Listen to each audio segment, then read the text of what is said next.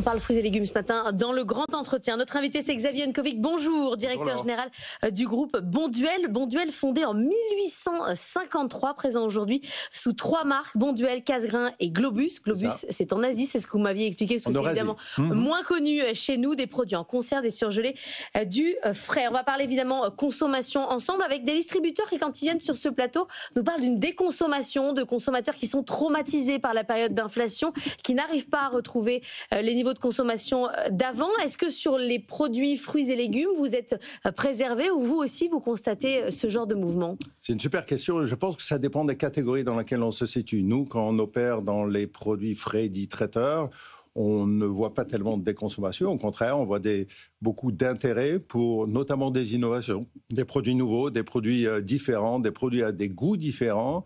Parce que je pense que le plaisir et la nourriture, ça va de pair. Et puis sur des produits un peu plus cœur de gamme, vieillissants, entre guillemets, si l'entreprise ne fait pas le bon job pour communiquer sur les bienfaits nutritionnels de ces produits, l'apport en protéines, en vitamines, en minéraux, en fibres, la qualité du produit, l'origine du produit, il se peut et il arrive que les consommateurs se détournent de certains produits, de certaines marques, et c'est normal. Donc, à nous, entreprises, d'être au plus proche de nos consommateurs, et c'est notre préoccupation du moment. C'est pour ça qu'on essaie de moderniser énormément notre approche pour pouvoir échanger avec le consommateur et être en capacité à lui communiquer les bienfaits des légumes et des légumineuses, parce que c'est bon pour eux, c'est bon pour la planète, c'est bon pour plein de raisons, en fait. Mais c'est marrant votre discours, parce que vous dites, en fait, il y a des marques qui peuvent se perdre, des marques très connues qui peuvent disparaître. Il faut à un moment donné se reposer des questions. Vous avez mis en place un plan de transformation et tout ça. Et par exemple, il y a des gammes aujourd'hui que vous considérez vieillissantes sur lesquelles il faut que vous bossiez.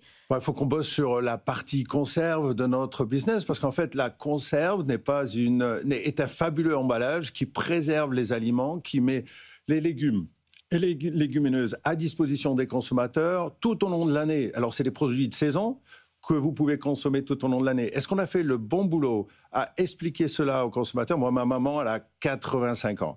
La première fois que je suis passé à la radio, j'ai expliqué qu'il n'y avait pas de conservateur dans les conserves. Elle m'a regardé, elle m'a dit, mes copines m'ont appelé et m'ont tous fait la remarque en disant, mais on ne savait pas.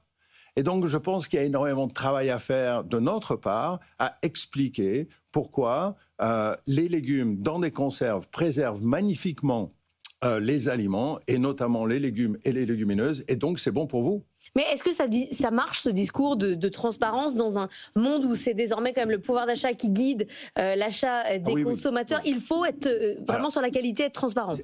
Il faut être transparent sur la qualité, transparent sur le coût et le prix. Vous savez qu'acheter des légumes et des légumineuses, c'est bien moins cher que d'acheter de la viande. Et paradoxalement, vous avez un apport protéinique en légumineuses qui est extraordinaire.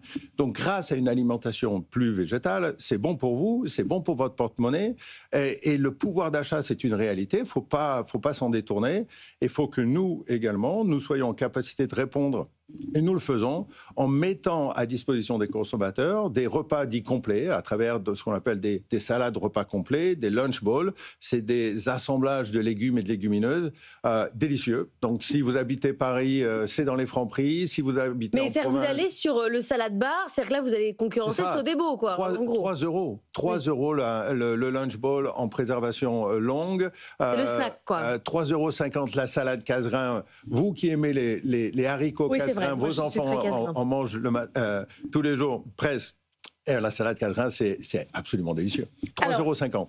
Vous êtes challengé sur les questions sur la Chine et sur les États-Unis. Vous avez une activité aux États-Unis. Vous êtes ciblé par les droits de douane ou pas? À quel niveau? Alors, on a beaucoup de chance.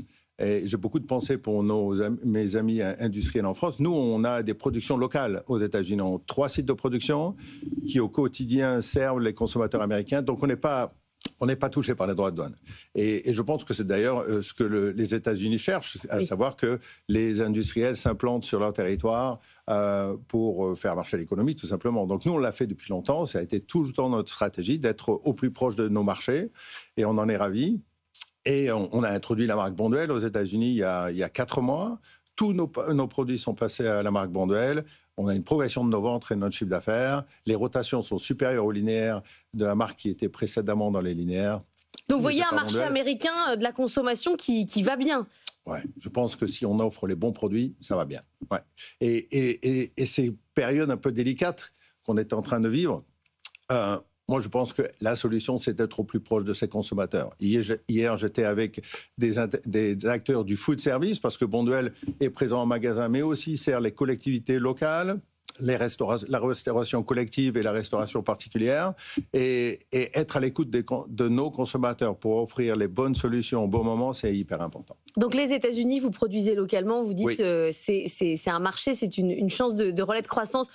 Pour vous, en Europe, vous êtes challengé par les Chinois, notamment sur le maïs. Là, les conserves Bonduelle, évidemment, sont bien connues. Là, il y a eu une enquête de l'Europe qui reconnaît qu'il y a du dumping chinois sur la question du maïs. Quel impact ça va avoir pour vous? Alors, ça a eu un impact, puisque les prix ont baissé significativement. Quand vous êtes taxé à 50%, ça veut dire que vous êtes rentré sur le marché européen à des niveaux de prix qui sont ultra bas, trop bas, puisqu'on ne pouvait pas rentrer en compétition. Donc la réponse de l'Europe, c'est 50% de droits de douane sur le maïs chinois, c'est ça? C'est ça. Donc l'Europe a reconnu le dumping. Donc on se bat depuis 2 ans avec les syndicats pour le faire reconnaître, ça a été le cas. Donc on est ravis de la décision européenne. Un peu tard, on a beau l'admettre. Mais on est ravis qu'elle ait eu lieu. Donc maintenant, on rentre dans une compétition qui est fair, qui est saine. Ça va nous prendre entre 1 an à 2 ans pour, entre guillemets, réduire les niveaux de stock de ces maïs chinois, parce qu'il faut savoir que certains distributeurs ont stocké énormément. Parce que quelle aubaine, normal. Est-ce que c'est normal ou pas? Je vous laisserai en juger. Néanmoins, maintenant, on est ravis et donc on avance. Mais ce maïs chinois, il est vendu sous étiquette marque distributeur, c'est bien ça? Oui, c'est bien ça. Et vous savez que nous, on est très supporters de la loi Origine Info. Vous regardez vos étiquettes de marque distributeur, vous ne pouvez pas savoir d'où vient votre produit. Par contre, vous regardez Bonduelle, nous on le déclare, on explique notre origine. L'origine France, c'est important pour nous. Nos relations avec nos agriculteurs dans un concept de se développer autour de l'agriculture régénératrice, c'est important pour nous. Faire des aliments de qualité et sains, c'est important pour nous. Donc voilà, on a des partis pris. Et on est ravis de la décision de la Communauté économique européenne. Vous estimez qu'il va falloir combien de temps pour que les prix des marques distributeurs et du maïs Bonduelle arrivent quasiment au même niveau? On va un peu souffrir pendant 1 an et demi, 2 ans. Ah oui, quand même. Ouais. Encore. Ouais. Qu'est-ce qui doit aujourd'hui faire partie de votre cœur de métier? C'est l'innovation, c'est-à-dire que vous avez des gens qui travaillent toute la journée. Vous parliez de la conserve tout à l'heure. Comment on rend la conserve sexy aujourd'hui? Regardez, casse-grain, c'est pas sexy. Moi, je trouve que c'est hyper sexy de pouvoir ouvrir une boîte de haricots délicieuse avec un petit oignon à l'intérieur, une feuille de laurier, y mettre un filet d'huile. Vous pouvez les manger comme ça à l'apéro, c'est délicieux. Donc, je pense que c'est sexy. Je pense que c'est sexy parce qu'on va vous expliquer en quoi c'est bon pour vous. Et ça a du goût. Enfin, moi, j'ouvre cette boîte de... Les oignons, les enfants les crachent. Je vous le dis tout de suite, ils les mettent à côté quand même. Oui, alors... C'est de la déco. Ça fait plaisir. Moi, je les mange. Ah bon? Donc, je pense qu'il y a différents publics. Mais en tout cas, je suis ravi qu'ils mangent déjà les haricots. C'est vrai que c'est déjà pas mal. Merci beaucoup, Xavier Nkovic, d'être venu ce matin dans la matinale de l'économie, directeur général du groupe Bonduelle.